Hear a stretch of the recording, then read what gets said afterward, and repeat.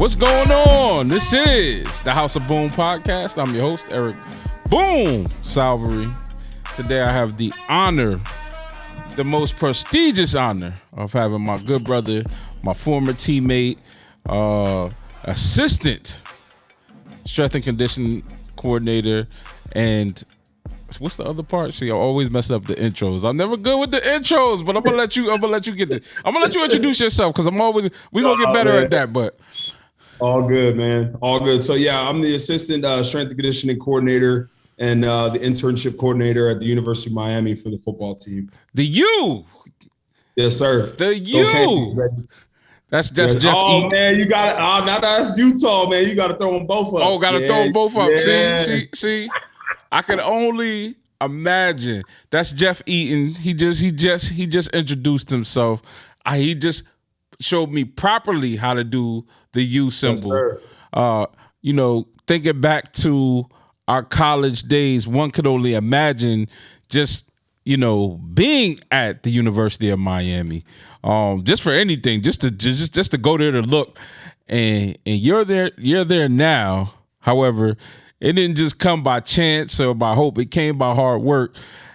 And I just remember Jeff and I, we went to a junior college in Scranton, Pennsylvania called Lackawanna College, a place that has produced a lot of Division I athletes, a lot of Division I football players, just a great place to develop talent.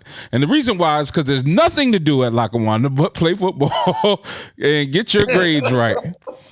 So yes, let's take it back. Where did your journey with strength and conditioning start? Man, I would have to say it started in high school.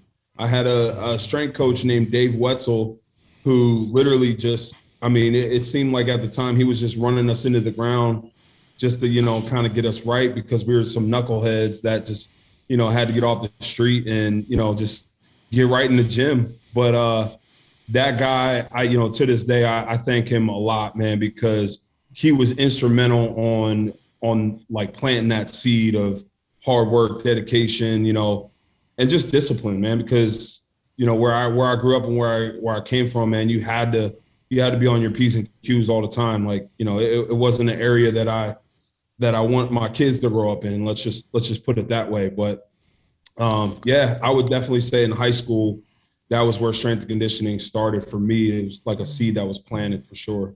Now, what area are you talking about when you refer to just a place that you don't want to see your kids grow up in? Because that gives our viewers a better look of who you are. Yeah, so I grew up in Reading, Pennsylvania. Okay. It's about an hour and 30 minutes away from Philadelphia.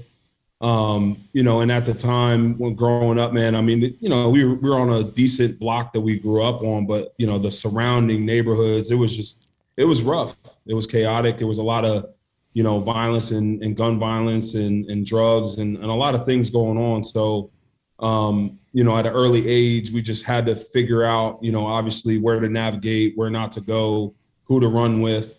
I thank my brothers a lot, man, because they kind of shielded me from all that stuff. They kind of kept me out of that trouble, and running with the wrong crowd. So now I think of Reading, Pennsylvania, and I think of another former teammate. I think it was Louis Figueroa. Was he from that same area? Yeah. So did you guys play together?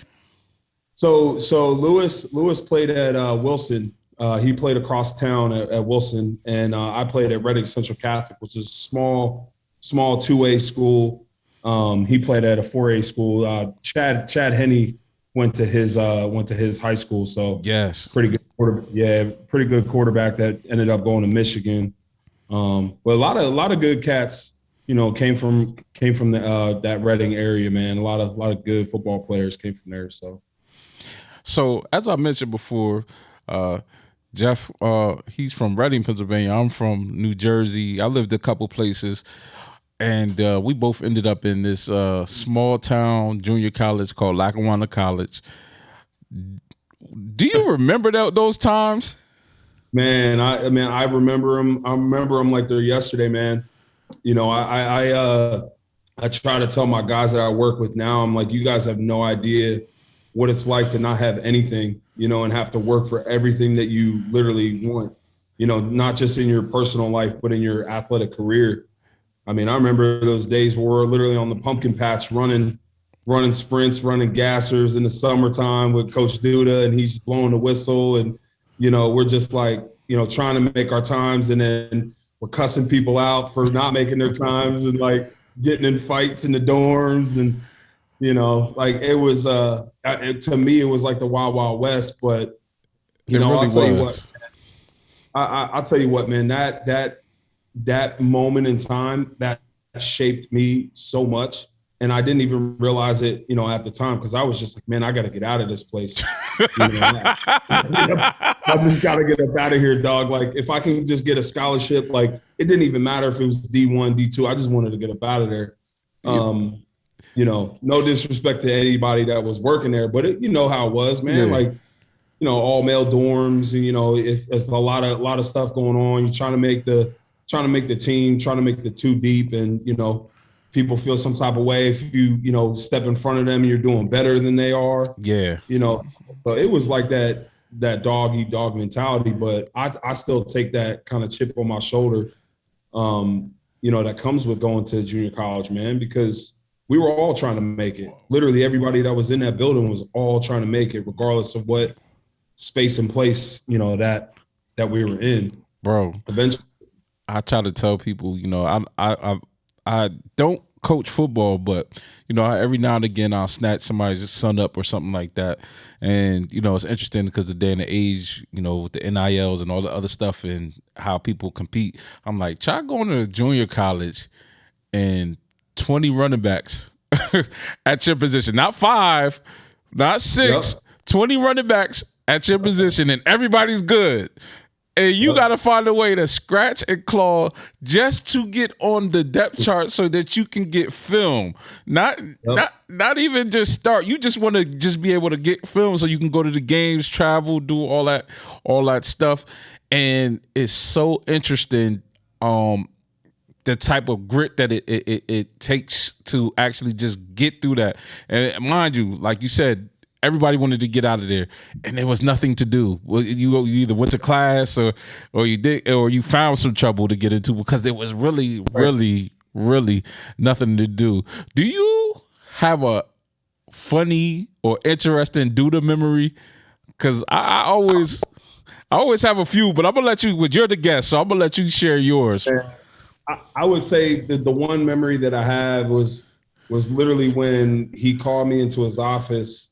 Because, he was working at the school, and I'm like, man, I'm like, dog, I'm about to get kicked off the team. Like, I don't know what I've been doing. I was, doing whatever, having a good time. I lived the college life, but, man, he dog cussed me out so bad because I was like, I just, school to me, it didn't come naturally. Like, I struggled a little bit, but I also partied a little bit too much and, I was running with the wrong people, for a little while there. But, man, I just remember like him cussing me out in the school, and then all the administrators like literally coming out the doors, like checking in, like, yo, are you good? Like, yo, let's close the door. It's all good. Like, this is normal. I could take this, like, because I had a lot of respect for Coach Duda. But man, I mean, that was frequent. It was often because I think and even with you, man, like, we were hungry and humble, but also we were driven at what we wanted. We just wanted to make it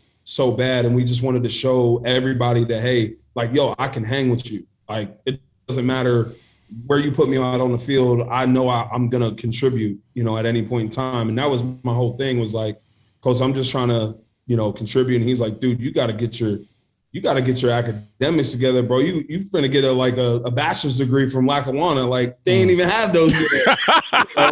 Like, man, you gonna be here at the rate that you're gonna be here for like 6 years, bro. Like, yeah. Get your shit together. That's what he said. I have one funny one. I'm sure you were there for this. I remember one time Coach Duda woke us up. It was a spring training type thing. and he had us come, and we had to run, and we had to run these stairs or something like that, and he had us all meet in the little gym, something, and he comes in and he gives this speech about how somebody messed up and they shouldn't have did what they did, and everybody, I was a troublemaker, but I was pranky troublemaker, and then floor wars and things of that nature, nothing like that. But then there were some guys that were a little bit more rough, and so we were all in there, and everybody starts counting. Like I bet you it was this person or that person or this person that got in trouble, and then Coach Duda is like, yeah, da da da. And the next thing you know, he brings out some donuts or something like that. And he was like, good job. You guys survived the spring. And I was so relieved because you knew somebody was getting kicked off the team. You were like, no, somebody, I know who's getting kicked off. We're not going to see them next semester. It's a wrap. And those were interesting, fun, hard times. But the one thing I will take from that place is that the relationships I've made, being able to stay in touch with people like you, some of the other brothers that I met there. And the crazy thing is, now one of my sons, I don't have any sons, one of my friend's sons went there a couple years ago, and he called. I was like, yo, so how's everything? And everything he described is still the same. So it's like it's a process that is tried and true, but the relationships that you make there when you survive that 2.5 or sometimes for 3-year period for some they last. And it's like we went through that and we graduated, and I'm happy to see that Jeff went here or this person went there and was able to make something of themselves, because it is a hard kind of mental challenge to get through, because you're not really, everybody there has skill. Everybody there is a good football player. But what are you going to do when all that's smashed together? You meet somebody who's just as good as you. How much better can you be? What was your journey after you left? My journey, I went to Lock Haven University, which was, if you're looking at the map, Scranton's like northeast, upper northeast PA, and then Lock Haven's like dead smack in the middle of PA, which is like really, really close to State College, where Penn State is at. Okay. So I ended up going to Lock Haven. Man, I was there. I want to say, so I graduated from the LAC. That would have been what, 05? Yeah, transferred in 05. And then I ended up graduating from Lock Haven in 2009. I did the full 4 years there, and then played ball, did my thing. Actually got injured. I think it was it would have been my last year. Yeah, it would have been my senior year. I got injured playing I think it was Edinburgh or East Stroudsburg, one of those teams. And ended up, kind of hanging it up because, man, based upon what the injury happened, with my neck, the doctor basically said, yo, if you get hit again, you ain't gonna walk. You're never gonna be able to hold your kids. And thank God, wow, I kind of had the, I don't know, the sense and the wherewithal to say, all right, man, football's not the journey. It's not my purpose anymore. Something else is. But I'm so grateful that I hung it up. Obviously, I wanted to play as long as I could. I had aspirations to go to the league and stuff like that. But whenever you're talking about health and, seeing my 2 kids now, I wouldn't trade that for the world, bro, ever. No, that's really dope. So we're gonna turn a little bit and talk about a serious subject, and then we're gonna pivot back to some of your career and the accomplishments that you've had. So you're wearing a shirt that says mental health. I'm actually glad we were supposed to do this a couple weeks back, and then just timing wasn't the greatest. But then as I'm watching your social media, I'm starting to see that, oh man, I see some of the stuff you were talking about with mental health struggles and stuff like that. So can we talk about that a little bit? Absolutely, man. Mental health is wealth. I don't know if you can see it, but it's one of the hoodies that we just came out with. Man, absolutely. Mental health is so super important. This is actually Mental Health Awareness Month. So, yeah, man, far away. So, where do you think you said you had an injury that kind of caused you to hang it up. How did that play into some of the struggles that you had going forward? I think honestly that was probably, I think that had something a little bit to do with it. I don't think it was necessarily the Catalyst. Yeah, that sparked everything. Don't get me wrong, like going through that injury was like, at the time it was earth shattering because, look, I'm not the greatest football player ever. I felt like I was doing my thing. I was getting a lot of looks. The NFL was it could have been an option. Like if I would have, went on, I don't know. But yeah, I think that was part of that, kind of sparking that. But I think where everything started was for me, I never dealt with the issues that I had to deal with, from my childhood. Word. I don't know, man. I never was taught to deal with those things. Nobody ever told me, hey, it's okay to not be okay. I never knew what that meant, right? Like I grew up in a household where, obviously my mom passed away at a young age. So that was traumatic. Wow.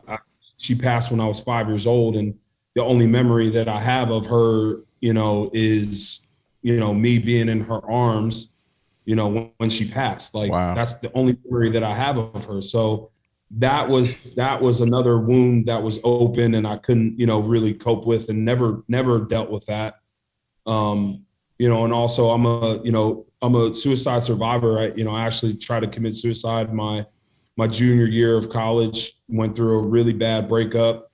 And a lot, in my story that you might have seen it on Instagram, a lot of people at the time, man, thought that, I tried to commit suicide because A, I wanted attention, and, B, it was just because I couldn't, deal with the fact that I broke up with my girlfriend. It was like, dude, y'all have no idea. Like, I was a victim of sexual abuse and physical abuse as a kid, by a family member and by a friend of the family.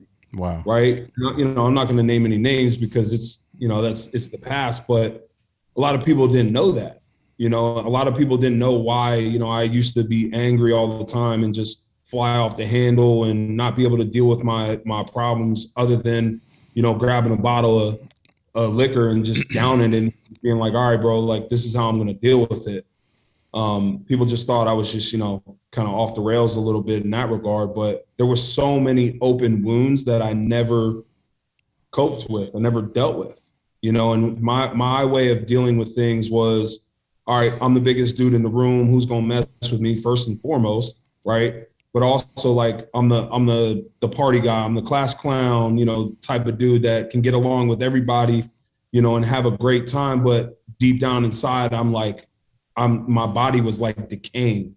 Like I was so wounded and I never dealt with it, bro. And it's funny, man, when I dealt with all my anxiety and severe depression and was having like suicidal thoughts after all that breakup stuff happened, it's funny, the seed of fitness was still planted in me. And that was my way that I tried to like outrun the anxiety.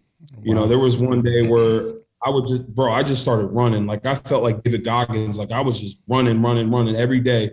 And bro, I got down to like, you see me now, I'm like 275. I got down to like 210, bro. I was skinny, didn't have any meat on my bones, like just unhealthy. But like, I thought that like, if I kept in shape and I kept, running and tried to beat the anxiety that it would go away. And there was one night, where it was actually back in, whenever President Obama got elected. Yeah, about 2008. Yeah. So it was when he got elected, and I was running down the main street, and I went for like a 5-6 mile run. I was getting it.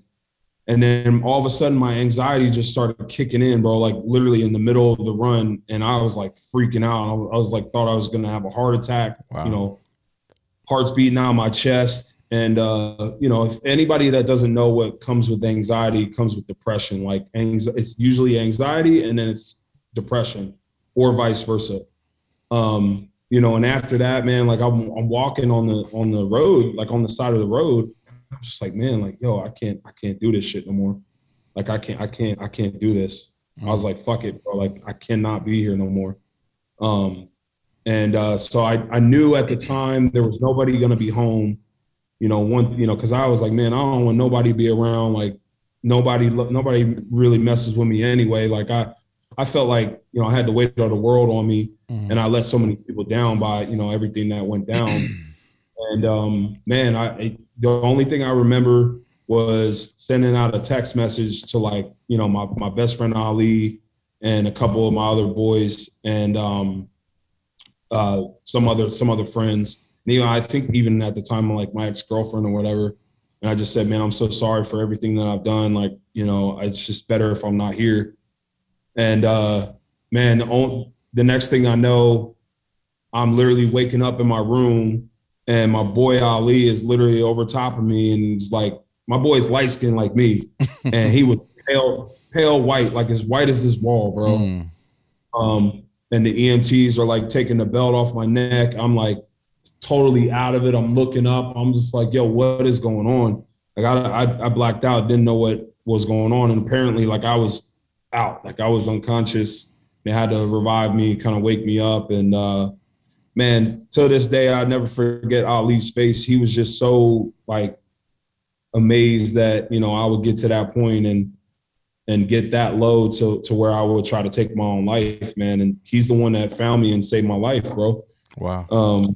Thank God for him. So I'm just, yeah, man, that's my angel. I got it. If I didn't have my hoodie on, you can see my tattoo. I got a tattoo made for that whole story, and he's my angel, bro. And a lot of my other best friends, man, that we're a crew now. Those are my guys.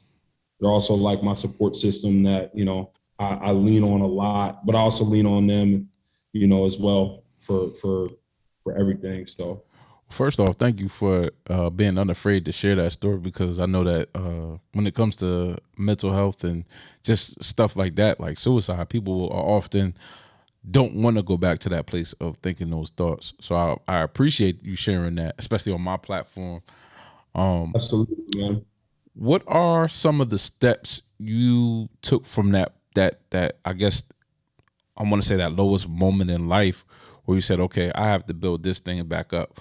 Not even football aside, all the other stuff. What are some of the steps that helped you get back to a place of balance? And I belong here.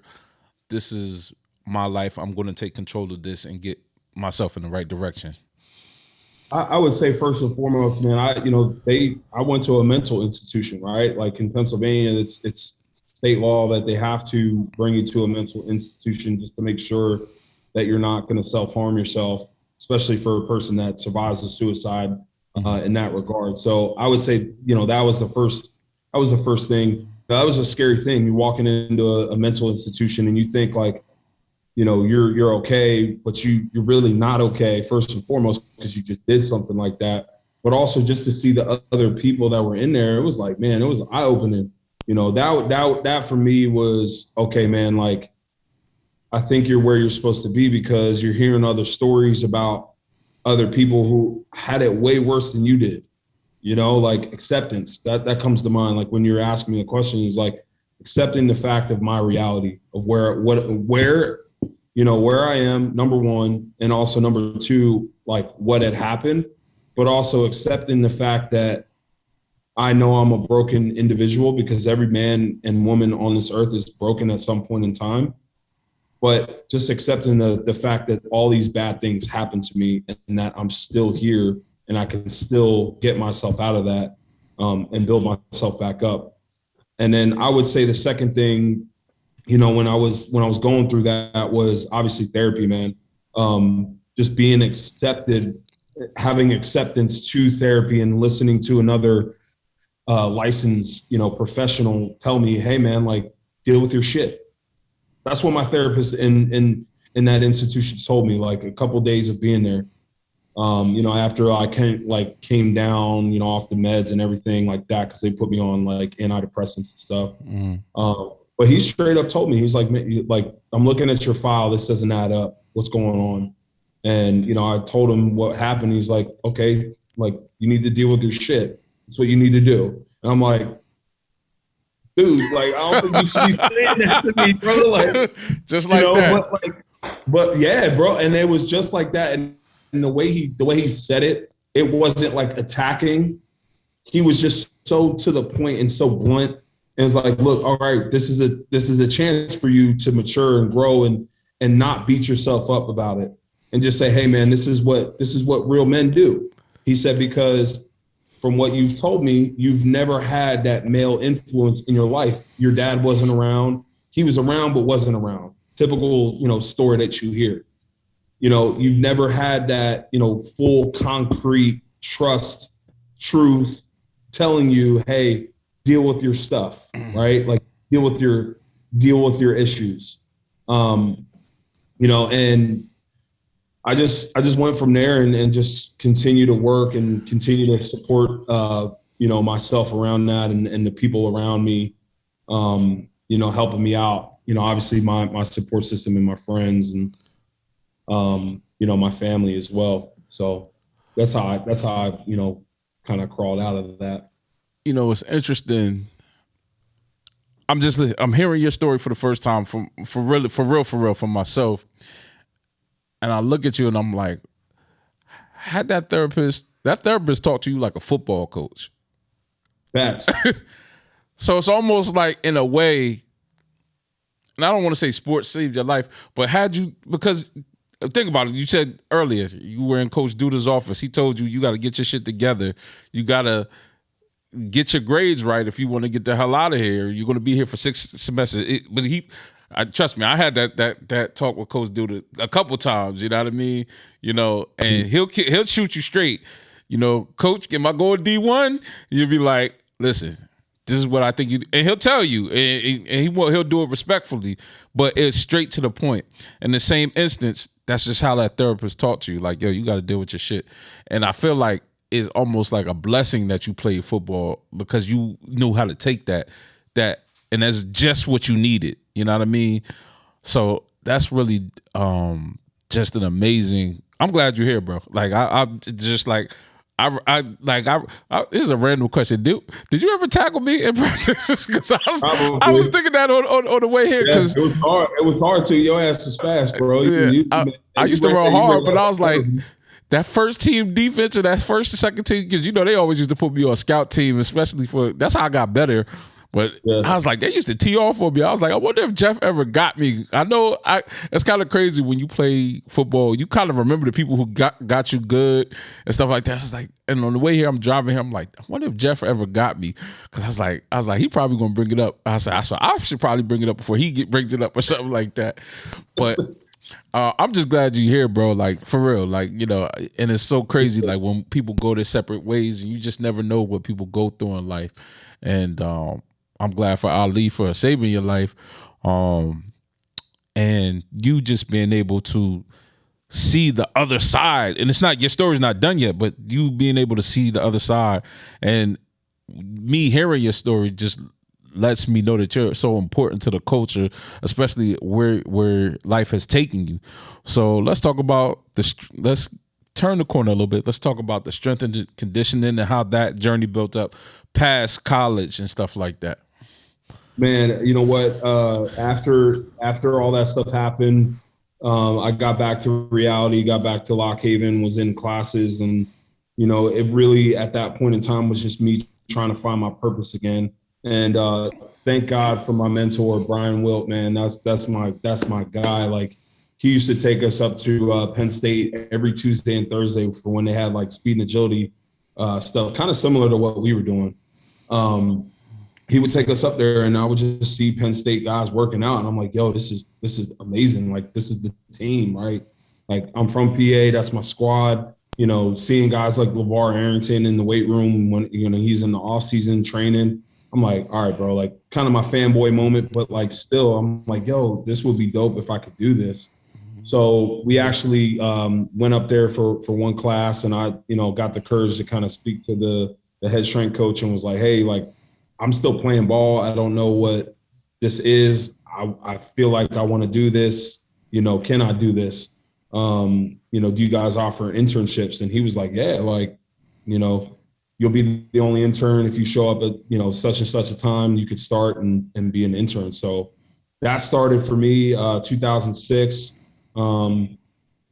2006. And, I just kind of grew it from there with my major that I had. I had to do what they call like a professional internship, which is basically like to graduate. So moved on from Penn State to San Diego State after I graduated from Lock Haven, 2009. Was out on the West Coast for a little bit. Nice.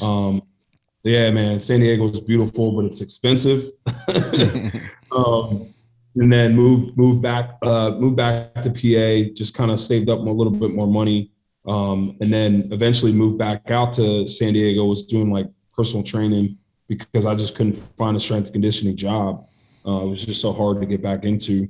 But I just made a little bit of money on the side, and then finally I was like, look, man, like I got to get back into this game. Like I had to itch, what they call to coach again, because it's a different mentality, man. You get to work with some of the best kids in the world, and be around some of the best coaches in the world. So I went online and looked up a couple internships, was able to find one at Baylor University in Waco, Texas. Got down there and worked with guys like RG3, Kendall Wright, Terrence Williams, like big name dudes. It was like a first hand in hand like exposure to a guy that literally arguably could have won the Heisman every year he played. I mean, RG3 was amazing human being too. Was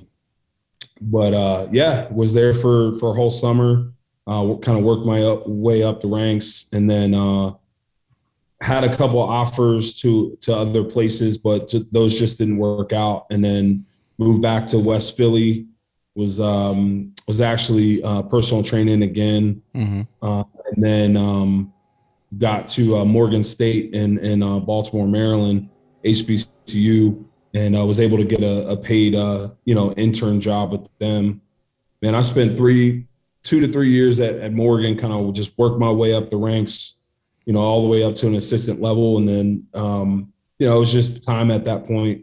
I'm like, all right, man, something bigger, something better happening. Thankfully, I made a lot of great connections, while I was at Baylor. So my mentor at the time, Keith Belton, ended up getting a job at UNLV as the head guy and brought me on with him to be his number 2 guy at UNLV. So I'm moving back out to the West Coast.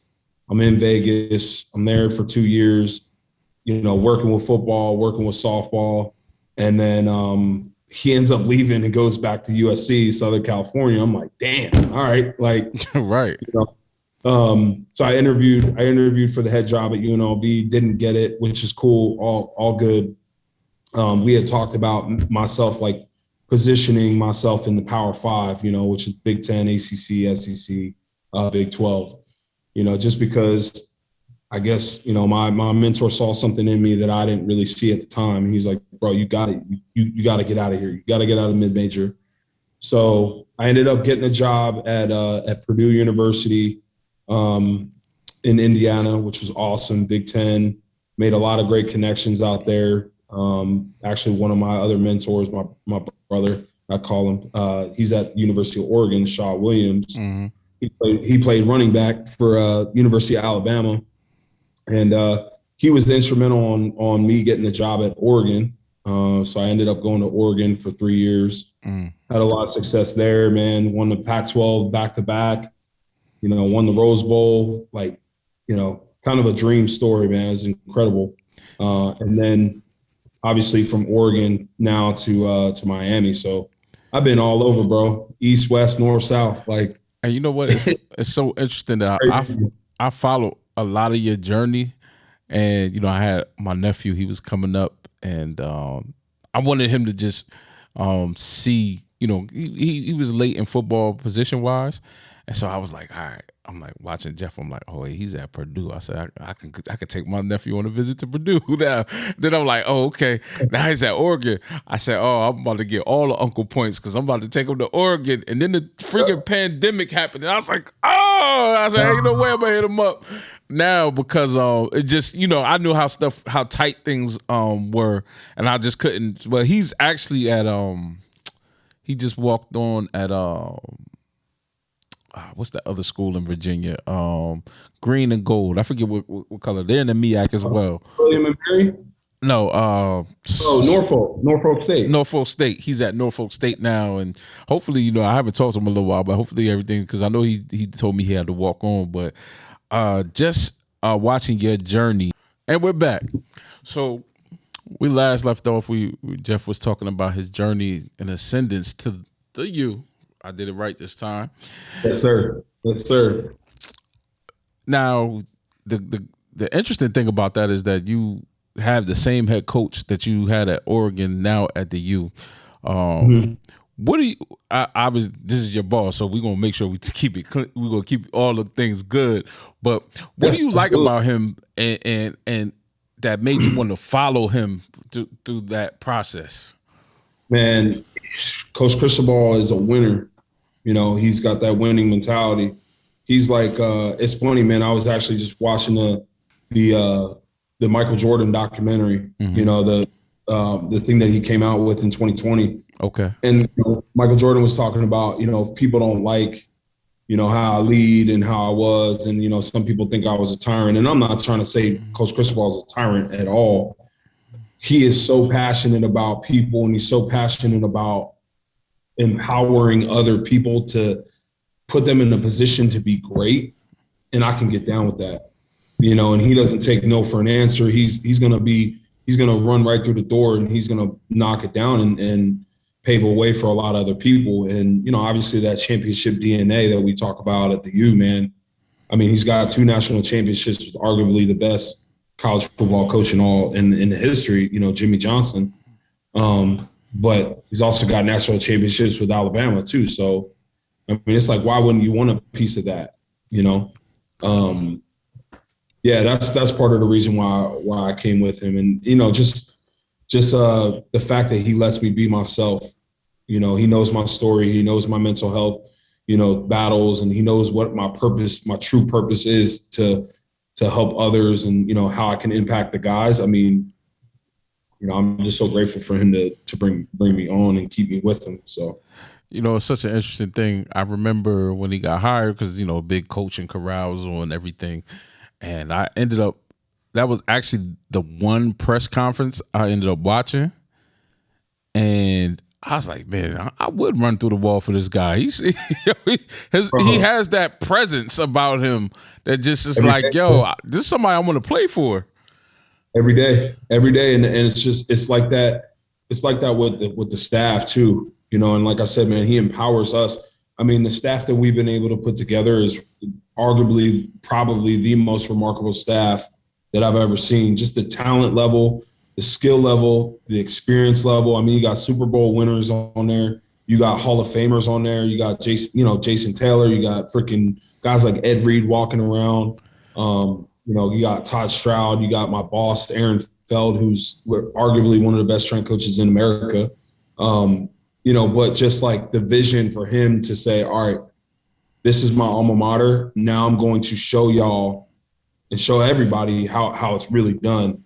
Building it from the ground up and putting us back on the map. And, obviously we got to do our part, and in the win column and everything like that. But I'd go to bat with any of those guys any day of the week, just because of the caliber of men that they are, man. It's incredible. Explain to me. All right, so let's go back to Lackawanna. We all have these D1 hopes, and we want to get there. But when we were at the LAC, the U was the U. They were pumping them out right and left. Of course, everything had a little dip, and Oregon kind of rose to power a little bit after that time. And Purdue was always hit or miss. Some years they're really good, and sometimes, hey, it's hard to recruit Indiana. I say all of that to go back to the point. What was it like the first time you walked through those hallways and you said, I work here? Man, it was special, man. I get goosebumps.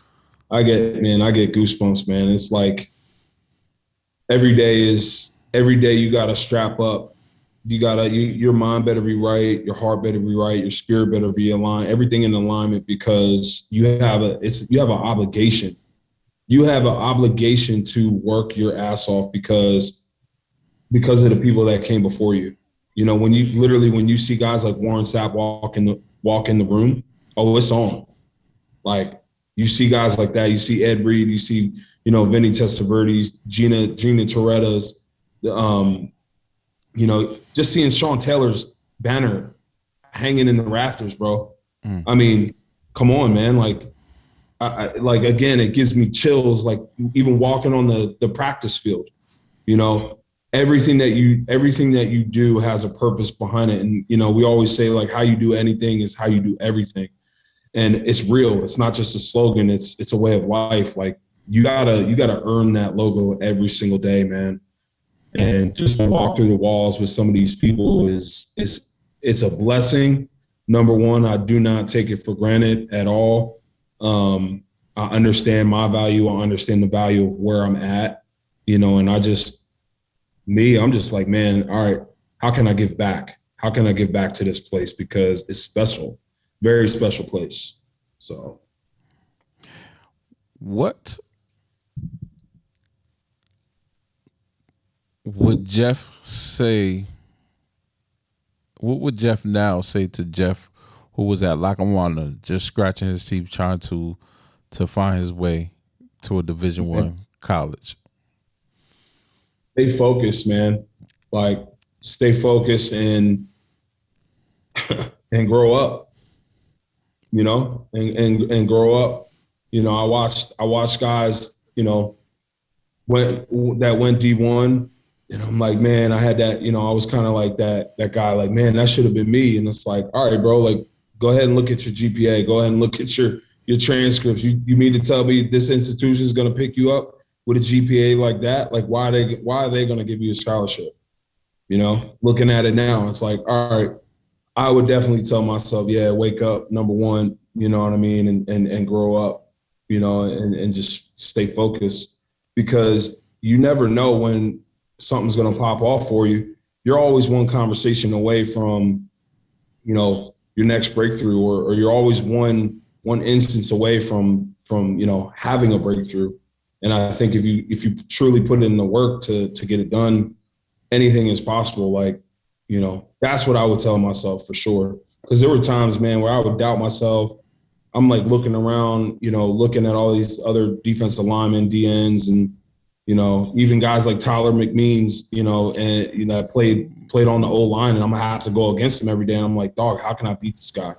This guy's big. This guy's strong. He's fast.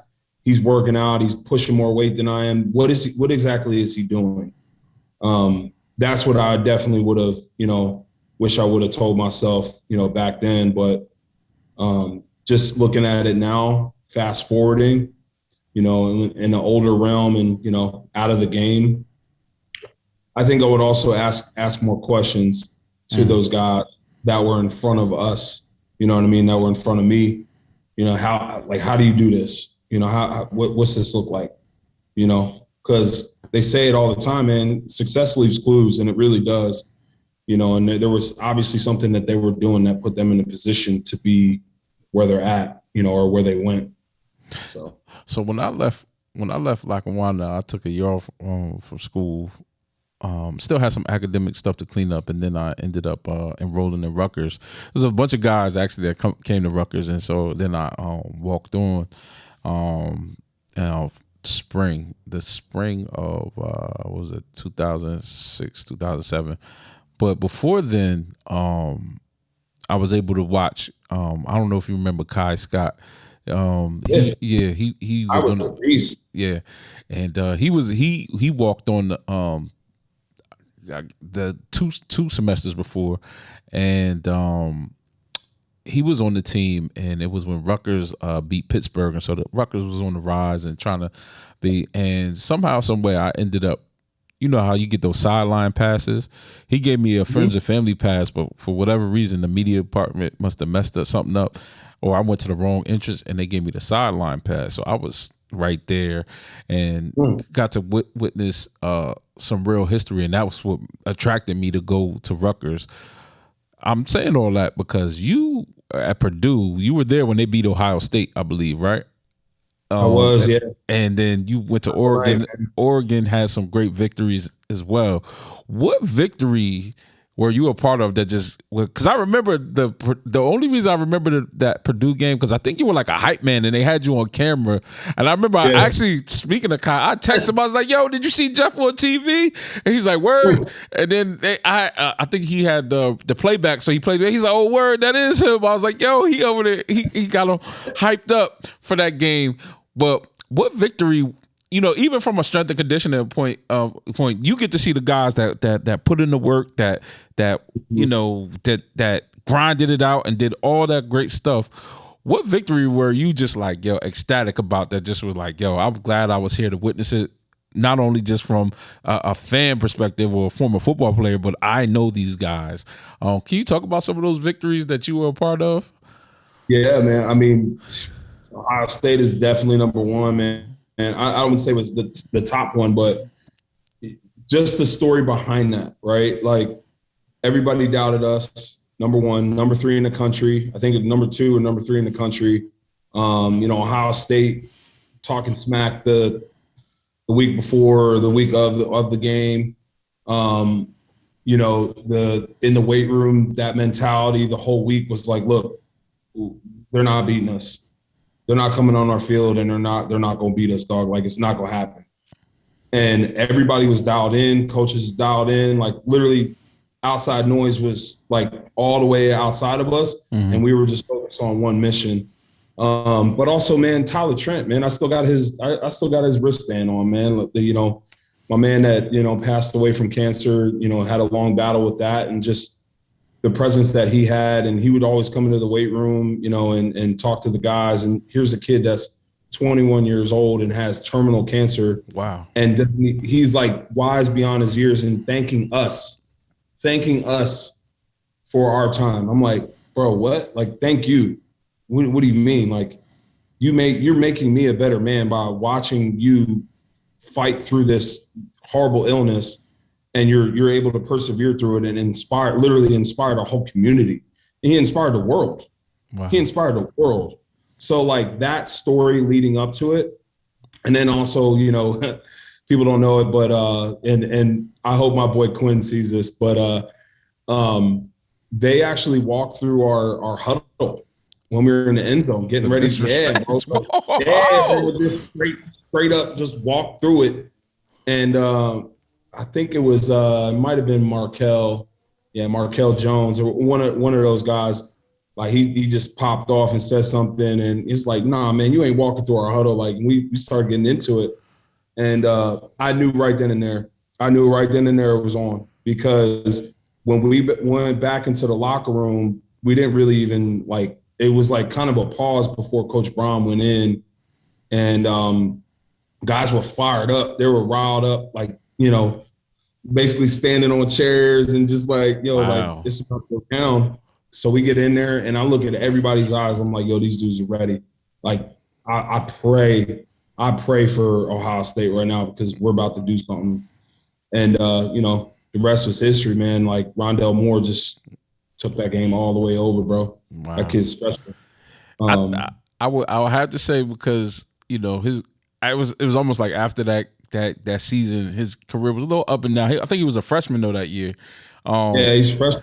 Yeah. I feel like that's the game that got him drafted. Like, nope, come on over. Come on over.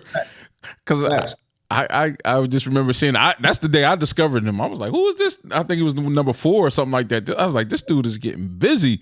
And so you've been around the Rondell Moores, the Justin Herberts, and some of these other players. Who are some of the players that I just named 2 that I'm certain you're proud of, but who are some of the players that you're really proud of and you get to see excel at the next level? Man, Javon Holland is number 1. I mean, that dude is special. What he did for our team in 2019 for that Rose Bowl run that we had. You want to just talk about a kid that he just gets it, right? Like, he gets it and he brings people together, but he also, everything that was happening with the social justice issues and things that were going on around in society, man. I mean, that kid was instrumental in uniting a team and uniting the Pac-12 and uniting all student athletes, and he brought everybody together with using his voice. I gotta shout out my boy Verone McKinley, man. That's my guy. He went undrafted to the Dolphins, actually. He's definitely another one. My boy Troy Dye, man, he's working with the Minnesota Vikings right now. Okay. Doing a lot of success. I don't know if my guy Hunter Campmore is still with the Chargers. I'm pretty sure I think he made the practice squad with them, so I think he's still out there in LA. It's just been a little while since I talked to him, but that guy, he worked his butt off, man. And then obviously, Jordan Scott, he's another guy that went undrafted to Minnesota. So there's a bunch of guys. I can't forget my boy Derek Barnes either, man. My boy Derek Barnes, he plays for the Lions right now. He was at Purdue. Just a blue collar guy, man. Incredible human being.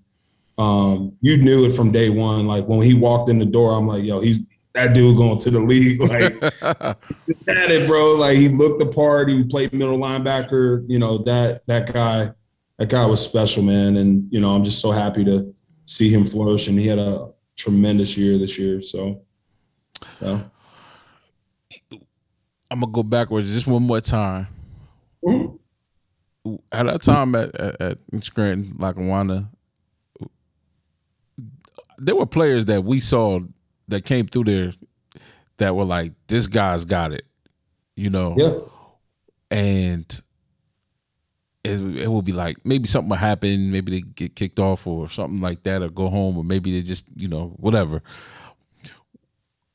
I'm bringing this up because a lot of times I remember one time I was having a conversation with somebody and I was like, yeah, I went to junior college, and they was like, oh, that's like Division III, and I was like, what? I was like, bro, I said I never saw a 6'7" defensive end. Remember Littleton, right? I said I never saw a 6'7" defensive end until I saw where he could just fall down and tackle you because he's just that tall. Yeah, bro. Explain to people how many. Can you just talk about that the difference you see when you go to a practice now, Miami, Purdue, Oregon, whatever, and some of the players, a lot of the players that you saw at junior college, because the difference isn't that thin. It's really about the grades and the academics, right? It's that thin, bro. There's no real difference. The only difference is obviously, maybe a couple guys, maybe like 5'10", but I mean, to me, there's really no difference. Like, people get it twisted. Like, junior college is not NAIA, it's not Division III, it's Division I football in junior college, right? Like, these are the cream of the crop players and dudes from around the country that just either had a bad, going in high school, couldn't figure it out, or, transferred back to junior college from a Division I school and are looking to go to a different school, or, I mean, maybe they're in the middle. So, I mean, it's, bro, when you talked about like, what it was like, for me, I think it was like a melting pot of competition. Mm-hmm. It's like, all right, bro, take your pick on like, who's going to make it, who wants the trophy, right? Like, dog eat dog, but at the same time, like, once you make it, you build a bond with, within that brotherhood. And it's real. The Lackawanna brotherhood is real, bro. Yeah, it like, is. People get it twisted all the time. Like, it's not just, hey, man, like, yeah, we played 2 years together and then you just go your separate ways. I mean, look at this. This is full circle, bro. This is God working. I'm telling you. Can't tell me otherwise. I meet people sometimes who went there after us, or even a couple people. I actually met Brian McKinney before, Big McKinney, the original. And I still have yet to meet him. I need to meet him. And he's out there all the time. And first thing I said, I went up to him because I do the photojournalistic stuff too. And I was with somebody who Brian McKinney partners with. And first thing I do is I cut through the red tape. I'm like, listen, I went to Lackawanna. And from that second forward, It was all love. When did you go? I said I played with your. Oh, which one did it? Okay, and it was like the whole time, it was like love instant, like because he knew. And remember, I don't know if you knew this because I went there a semester before you, so I graduated the year before you, but I went there the semester before, so I started in the winter instead of the fall. Us being there was like the first year of the dorms, so we were the experiment for them to get the I guess the system down right.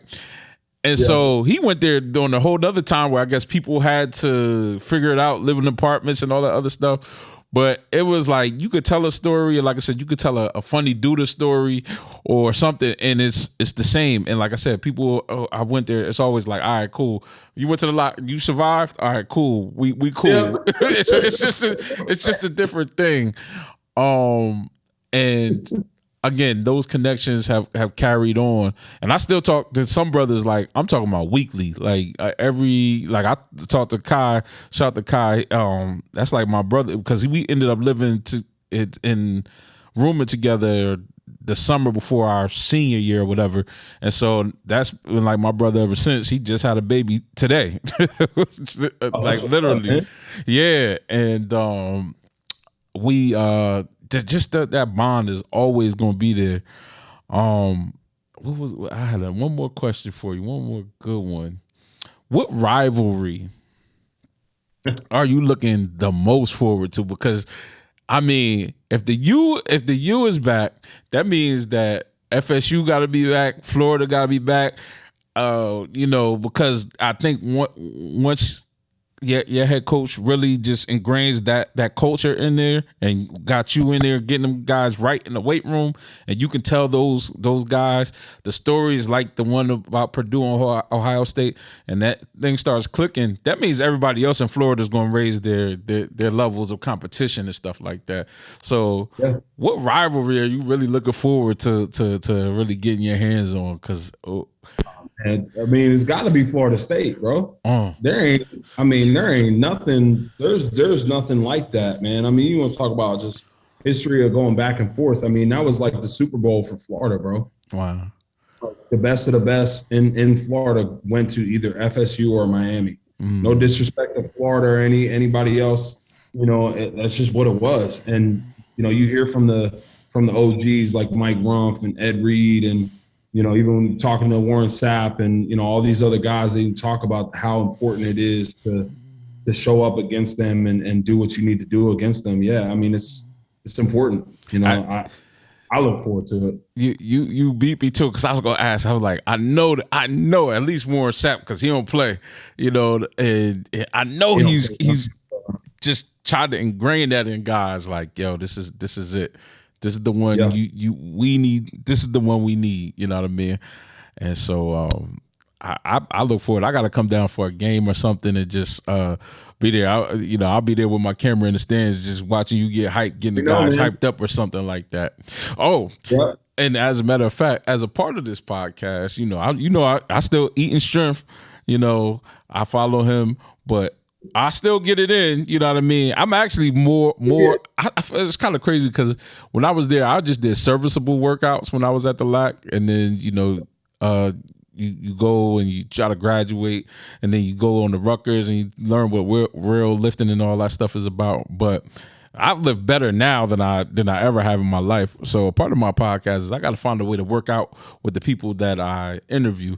So somehow, some way, you know what I mean? Yeah. We do live in a crazy world. I don't, whether it's me coming down there or you can do a workout and I remix it. We got to do a workout somehow, some way. Let me know. Doors are always open for you. Even my house and my, in the weight room, bro. Yep. We're actually renovating the weight room right now. So new flooring, new racks, everything, just, doing the whole 9 yards. But yeah, bro, anytime you want to come down, just let me know, bro. I'm definitely down. Now, I want to give you a chance to just shout anything else up that you want to shout out, any causes that you're supporting, and then where people can find you and just pay attention to your journey. You'll probably see him on ESPN on the sidelines or somewhere, but that's a whole nother story. But go ahead and shout anything out that you want to shout out, mental health, whatever.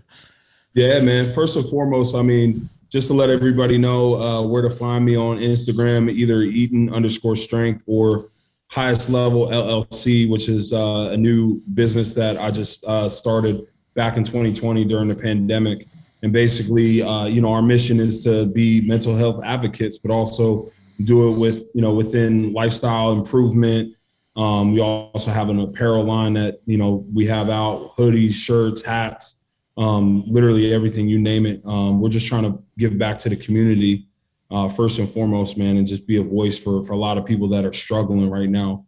I would say secondly, man, obviously it being Mental Health Awareness Month, first and foremost, man, take care of yourself before you take care of others.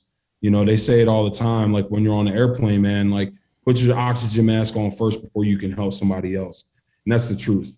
If you got things going on that, you're struggling with or you're feeling not okay, like it's okay to not be okay. And I want you guys to all, realize that there are people and there are spaces and places to where you can go. Online, there's the National Suicide Prevention Hotline. There's so many different organizations that you can go to, easy access. I mean, there's so many mental health apps.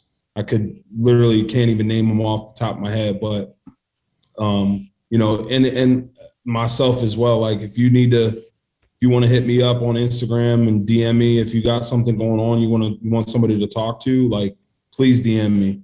I'm not that type of person that's just going to shy away from it.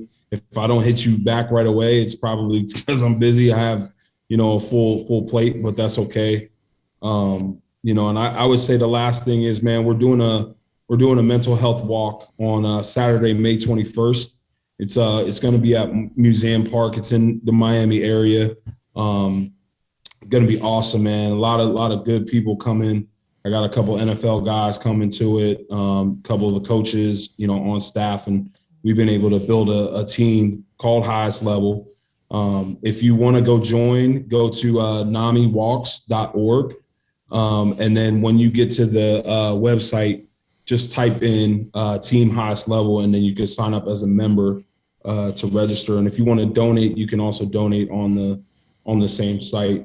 But really, man, the main thing is about that is, sharing it with other people that maybe are struggling or, need help, if they want to be around other like-minded people that, want to end the stigma behind mental health, man, because, the time is now, bro. If we don't move together, and this stigma that comes behind it, you're just going to keep seeing these clippings on Instagram and Twitter and in the news about all these student athletes committing suicide and coaches committing suicide and, all these prominent figures. It's like, oh, we never knew what was going on. And it's like, it's the silent killer because people are so afraid and they're so scared to share their story because, they feel like people are going to judge them.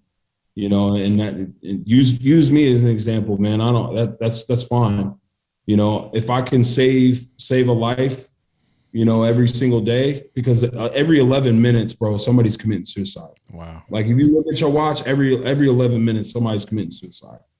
And I don't want to, have to turn on the TV and see one of my friends or somebody that I knew that, I could have helped or we could have helped, stoop to that low, because I know what it feels like.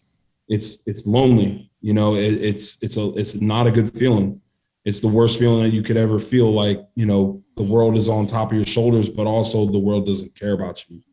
When in all reality, that's just a facade, man. That's the chemical imbalance in your head that's going on that you can't get a grasp on because you've never really experienced that. So that's why it's important to have these conversations, and it's important to check in on your people. Like I can't stress that enough. Like I checked up on my boys today.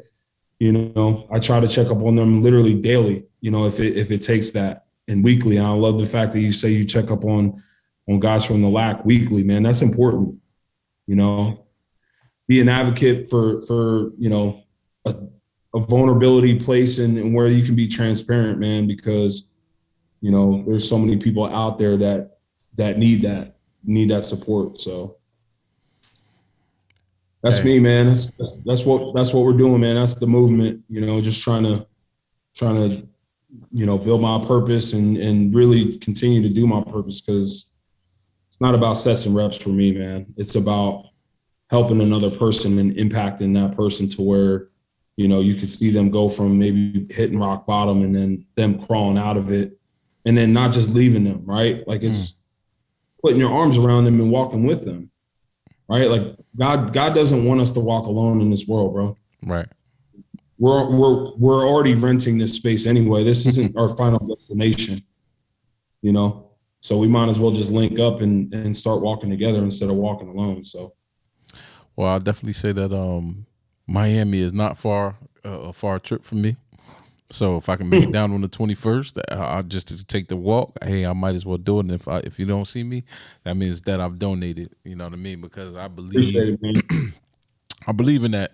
Just getting that part down right, and people getting therapy and everything that comes along with it, because it's such important, and it's such an important thing.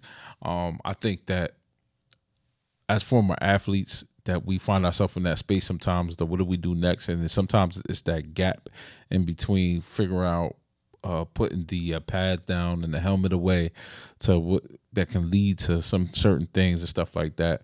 And I just, like I said, again, thank you for sharing your story.